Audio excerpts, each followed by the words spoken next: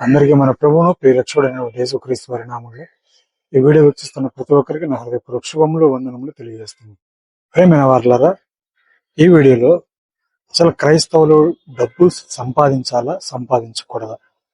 ఈ మధ్య కాలంలో అనేక మంది మాట్లాడుతున్నటువంటి మాట, క్రైస్తవులు డబ్బులు సంపాదించాలా సంపాదించకూడదు, ఒకవేళ సంపాదిస్తే ఎలా సంపాదించాలి అనేటువంటి ఈ అంశాన్ని గురించి ఈరోజు మనం ధ్యానించుకుందాం. ఈ వీడియో పూర్తిగా చూడండి.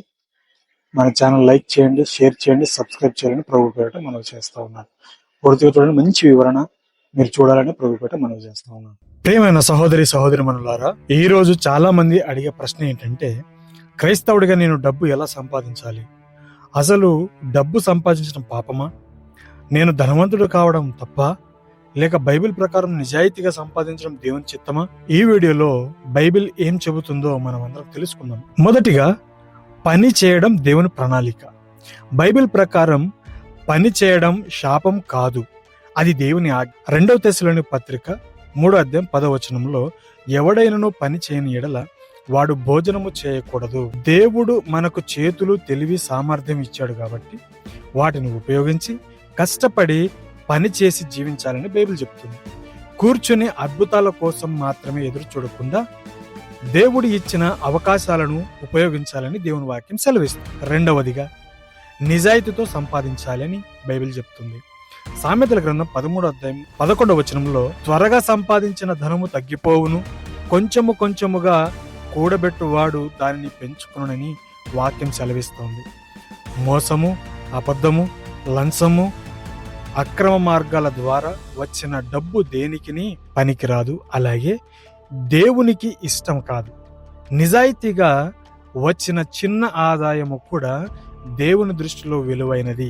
మూడవదిగా, మన ప్రతిభను ఉపయోగించాలి. ప్రతి ఒక్కరికి దేవుడు ఒక ప్రత్యేకమైన వరం లేదా ప్రతిభ ఇచ్చాడు, అంటే టాలెంట్ ఇచ్చాడు, ఒక పని మీద అవగాహన ఇచ్చాడు, నైపుణ్యం ఇచ్చాడు. ఎవరికైనా బోధించే వరం ఉండవచ్చు, ఎవరికైనా వ్యాపార నైపుణ్యం ఉండవచ్చు, ఎవరికైనా కళలు, సంగీతం లేదా సాంకేతిక నైపుణ్యాలు ఉండవచ్చు. ఆ ప్రతిభను అభివృద్ధి చేసి దేవుని మహిమ కోసం ఉపయోగిస్తే ఆదాయం కూడా వస్తుంది. మత్తయి సువార్త 25వ అధ్యాయం 14 నుంచి 30 వరకు చూస్తే కొన్ని తలాంతుల గురించి అక్కడ రాయబడింది. తలాంతుల ఉపమానంలో తనకు అప్పగించిన దానిని పెంచిన వారిని యజమాని మెచ్చుకున్నాడు. కాబట్టి దేవుడు మనకిచ్చిన తలాంతుల్ని దేవుని కొరకు వాడబడితే అందులో కూడా దేవుడు ఆదాయాన్ని మనకిస్తాడని దేవుని వాక్యం సెలవిస్తుంది.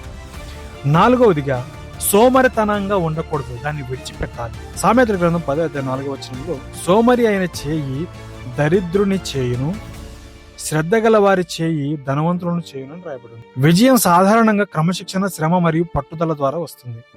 దేవుడు ఆశీర్వదిస్తాడు, కానీ మనం కూడా బాధ్యతగా పని చేయాలి. మనం పని చేస్తేనే దేవుడు ఖచ్చితంగా మనల్ని ఆశీర్వదిస్తాడు. అవకాశాలను కూడా ఉపయోగించుకోవాలి. 5వదిగా, దేవునిని మొదటి స్థానంలో ఉంచాలి. మనం ఏ పని చేసినా మొదటి స్థానంలో ఉంచాలి. డబ్బు జీవితంలో అవసరం, కానీ డబ్బు దేవుని స్థానాన్ని తీసుకోకూడదు. మత్తయి సువార్త 6వ అధ్యాయం 33వ వచనంలో, మొదటి దేవుని రాజ్యమును ఆయన నీతిని వెదుకుడని, అప్పుడు ఇవన్నీ కూడా మీకు అనుగ్రహింపబడనని దేవుని వాక్యం సెలవిస్తుంది. డబ్బు మన సేవకుడిగా ఉండాలి, కానీ యజమానుడిగా ఉండకూడదు. ఈ రోజుల్లో చాలా మంది జీవితాల్లో అటువంటి స్థితి ఉంది. అదే రీతిగా మనం చూసినట్లయితే 6వదిగా చూసినట్లయితే, సంపాదించిన దానిలో కొంచెం దానం చేయాలి.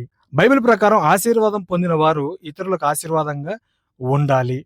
అపోస్తల కార్యగ్రంథం 20వ అధ్యాయం 35వ వచనంలో, పుచ్చుకొనుట కంటే ఇచ్చుట ధన్యము, అవసరంలో ఉన్న వారికి సహాయం చేయాలి, దేవుని కార్యాలకు మద్దతు ఇవ్వాలి, ఉదారత కలిగిన హృదయాన్ని కలిగి ఉండాలి.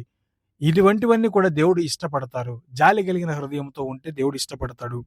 కాబట్టి మనం సంపాదించిన దాంట్లో దానం చేయాలి. ఇక చివరిగా చూసినట్లయితే ప్రియమైన వారలారా, బైబిల్ ప్రకారం డబ్బు సంపాదించడము తప్పు కాదు, కానీ కష్టపడి పని చేయాలి, నిజాయితీగా సంపాదించాలి, దేవుడు ఇచ్చిన ప్రతిభను ఉపయోగించాలి, సోమరితనాన్ని విడిచిపెట్టాలి, దేవుని మొదటి స్థానంలో ఉంచాలి, ఇతరులతో పంచుకోవాలి. అప్పుడు దేవుడు మన శ్రమను ఆశీర్వదిస్తారు. ద్వితీయోపదేశకాండం 8వ అధ్యాయం 18వ వచనంలో, సంపదను సంపాదించుటకు శక్తి ఇచ్చేవాడు నీ దేవుడైన యెహోవాయే. మనకు ఆరోగ్యం కావాలన్నా ప్రతిదీ మనం ఏది సంపాదించాలన్నా అవకాశాలు రావాలన్నా కూడా వచ్చిన అవకాశాలను మాత్రం మిస్ చేసుకోకూడదు. దేవుని వాక్యం ఇది చెప్తా ఉంది.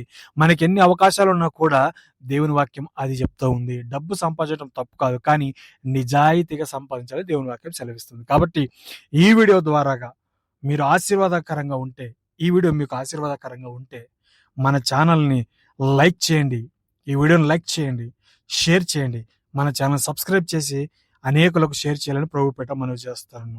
కాబట్టి దేవుడు మనల్ని దీవించి ఆశీర్వదించును గాక. ఆమేన్.